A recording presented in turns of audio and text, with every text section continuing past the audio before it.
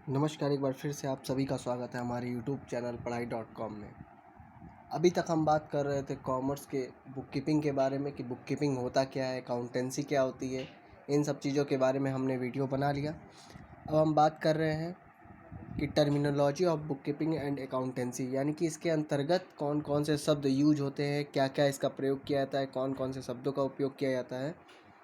तो उसके बारे में हम ये वीडियो आज लेके आए हैं। ज़्यादा देर न करते हुए हम आगे पढ़ते हैं।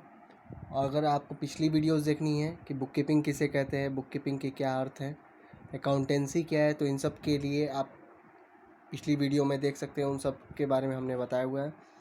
अब आगे बताते हैं terminology of book keeping and accountancy. पहला होता है लेन देन का सौदा। इसके अंतर्गत आता है कि लेन देन का सौदा होता क्या है। व्यावसायिक वस्तुओं अथवा सेवाओं के आदान प्रदान को लेन देन का सौदा कहते हैं। यानी कि जो भी बिजनेस से रिलेटेड चीज़ों का ट्रांजैक्शन होता है उसको जो है सौदा यानी कि बिजनेस ट्रांजैक्शन कहते हैं। यह दो प्रकार का होता है, पहला नगद, दूसरा उधार। नगद लेन देन वो होता है जो पैसा दे के जो है तुरंत लिया जाता है, और उधार वो होता है कि आप सामान ले गए, आपके नाम से लिखा गया, वो आप बाद में पेमेंट करेंगे, तो उसे कहते हैं उधार सौदा। इसमें दो पक्ष होते हैं, एक लेने वाला और दूसरा देने वाला। बिजनेस ट्रांजैक्शन में हमेशा दो लोग होते हैं कि एक पक्ष देने वाला होता है और दूसरा पक्ष लेने वाला होता है। अगला बात करते हैं व्यवसाय अथवा व्यापार। व्यवसाय क्या होता है? व्यवसाय से तात्पर्य किसी व्यक्ति अथवा संस्था द्वारा लाभ कमाने के उद्देश्य से किए गए वैधानिक कार्य से है। यानी कि वो वैधानिक कार्य जो कानून के अंतर्गत हो और जो लाभ कमाने के उद्देश्य से किए जाते हों उसे व्यवसाय कहते हैं। पेशा पेशा किसे कहते हैं? प्रोफेशन वे तकनीकी कार्य जिनको करने के लिए किसी विशेष प्रशिक्षण की आवश्यकता पड़ती है उसे पेशा कहते हैं। जैसे वकील, इंजीनियर, डॉक्टर आदि के कार्य ऐसे व्यक्ति रोकड़ प्रणाली के अनुसार हिसाब रखते हैं। अधिकतर ये लोग जो है कैश सिस्टम से जो है अपना हिसाब किताब रखते हैं। पेशा उसे कहते हैं जो किसी विशेष प्रशिक्षण यानी कि कोई विशेष नॉलेज, स्पेशल नॉलेज होती है। डॉक्टर के पास क्या होता है कि डॉक्टर के पास एक स्पेशल नॉलेज होती है, ठीक। वकील के पास एक स्पेशल नॉलेज होती है, तो उसे पेशा कहते हैं। प्रविष्टि क्या होती है? प्रविष्टि यानी कि एंट्री होता है। किसी लेन देन को जो जब लिखा जाता है तो उसकी एंट्री जो की जाती है उसी को प्रविष्टि कहते हैं। स्वामी स्वामी का मतलब ये किसी मंदिर के पुजारी से नहीं बल्कि प्रोपराइटर से होता है, यानी कि कंपनी को जो चलाता है। जैसे कोई व्यक्ति या व्यक्तियों का समूह जो भी व्यापार को शुरू करता है अथवा लाभ हानि का उत्तरदायित्व तो ग्रहण करता है। उत्तरदायित्व तो मतलब कि जिम्मेदारी लेता है कि लाभ होगी या हानि होगी, हम उसकी जिम्मेदारी लेंगे, उसे ही व्यापार का स्वामी कहते हैं। यह कई प्रकार के हो सकते हैं, जैसे एकाकी व्यापार होता है, सोल ट्रेडर। दूसरा होता है पार्टनरशिप अथवा कंपनी के रूप में। तीन तरीके से ये होते हैं कि केवल खुद जो है व्यापार करना चाहता है, या कुछ लोगों को लेके व्यापार करना चाहता है, या बहुत सारी कंपनी जैसे बहुत बड़ी कंपनी खोल के जो है व्यापार करना चाहता है। तो ये कई प्रकार के होते हैं। अगला होता है पूंजी। पूंजी के बारे में सब लोग जानते होंगे, कैपिटल।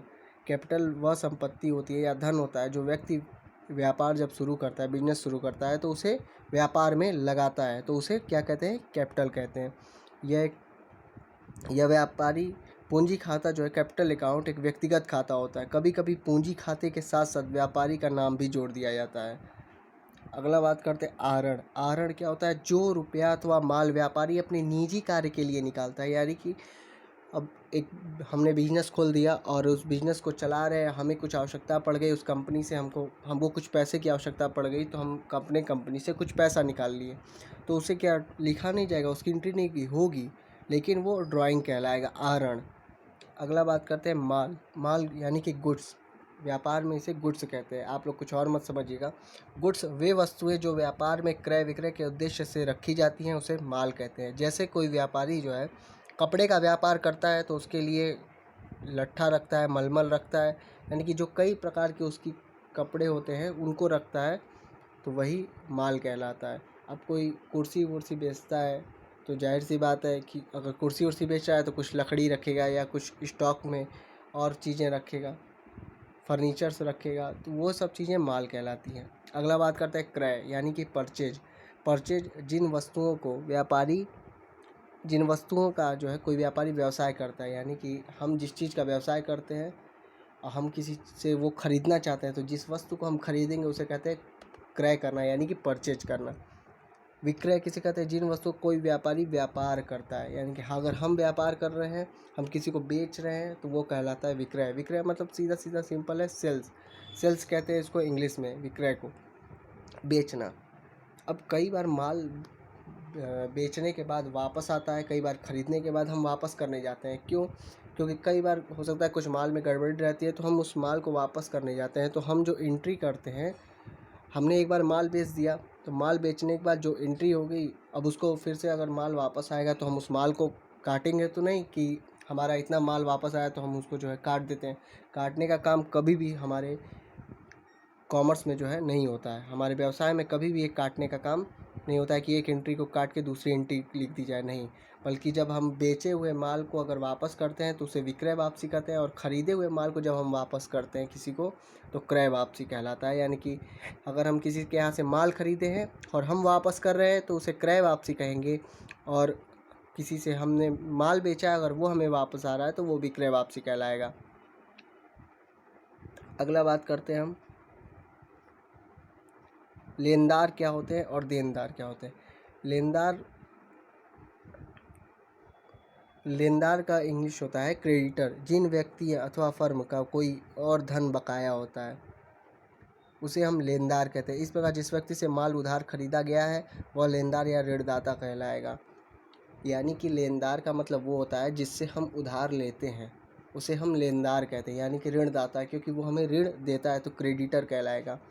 और देनदार क्या होता है? देनदार जिसको हम देते हैं पैसा, हम किसी को उधार माल दिए या किसी को उधार पैसा दिए तो वो हमारा डेबिटर कहलाएगा, देनदार कहलाएगा। छूट या कटौती क्या होती है? छूट, जाहिर सी बात है ये लोग तो सब लोग जानते होंगे कि छूट क्या होती है, क्योंकि अगर कहीं लिखा रहा है कि 20% ऑफ़र है तो सब लोग वहीं पहुंच जाते हैं। 50% ऑफ़र है तो सब लोग बाकी दुकानों को छोड़ के भीड़ वहीं लगा देते हैं। तो छूट दो प्रकार की होती है। कैसे? एक व्यापारिक कटौती, एक दूसरी होती है नगद कटौती। व्यापार में व्यापारिक कटौती क्या होती है? व्यापारिक कटौती अपने ग्राहकों को माल की बिक्री करते समय तुरंत ही दिया जाता है। यानी कि हम अपने माल को बेचने के उद्देश्य से करते हैं।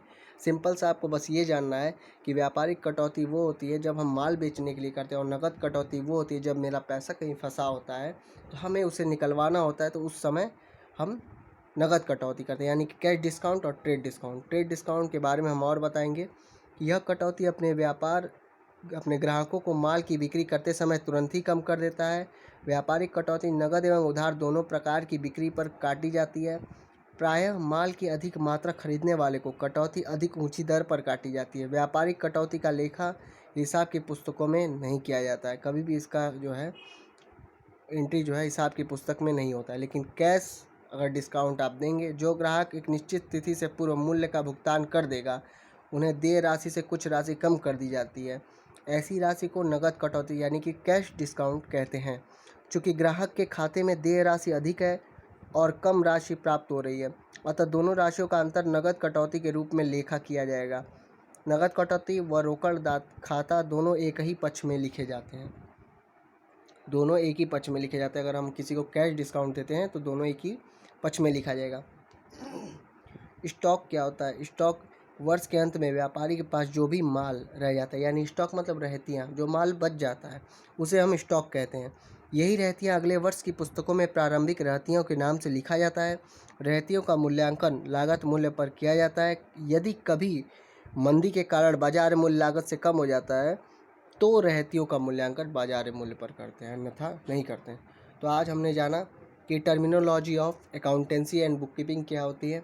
अगर आपको वीडियो अच्छी लगे तो लाइक करें और शेयर करें। धन्यवाद।